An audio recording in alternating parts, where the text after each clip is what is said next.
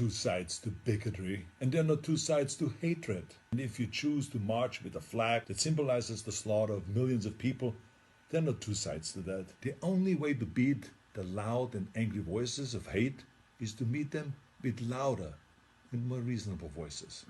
And that includes you, President Trump. In fact, as president of this great country, you have a moral responsibility to send an unequivocal message that you won't stand for hate and racism. Now let me help you write your speech here a little bit. As President of the United States and as a Republican, I reject the support of white supremacists. The country that defeated Hitler's armies is no place for Nazi flags. The party of Lincoln won't stand with those who carry the battle flag of the failed Confederacy. Was that that difficult? You see, I told you. I have a message to the neo-Nazis and to the white nationalists and to the neo-Confederates.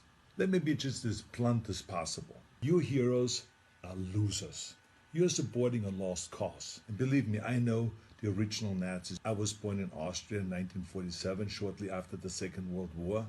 And growing up, I was surrounded by broken men who came home from the war filled with shrapnels and guilt, men who were misled into a losing ideology. And I can tell you that these ghosts that you idolize spent the rest of their lives living in shame. And right now, they're resting in hell. I know that you weren't born with these hateful views.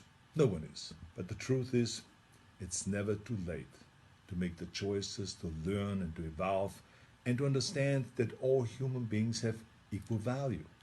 If you say, Arnold, hey, I was just at the march, don't call me a Nazi, I have nothing to do with Nazis at all. Let me help you. Don't hang around people who carry Nazi flags, give Nazi salutes, or shout Nazi slogans. Go home. Or better yet, tell them that they're wrong to celebrate an ideology that murdered millions of people. And then go home. You're so lucky to live in a country that gives you every right to say horrible things. But think about how you could actually use that power for something good. Those of you who have been silent, you must also evolve. I have learned a long time ago that the only way we can really eliminate hatred is to face it head on. This is not always comfortable, of course, but stereotypes about racism, religion, gender, anything else, they're like cancer.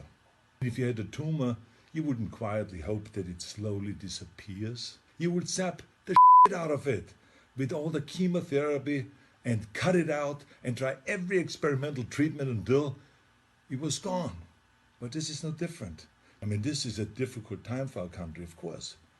But I know that if we all have the courage to do something about it and to do the right thing, we come out stronger in the end. I've already donated some money to the Simon Wiesenthal Center, named after a great Nazi hunter, who I was lucky to call a friend. And I hope that you will join me by supporting your favorite anti-hate organization.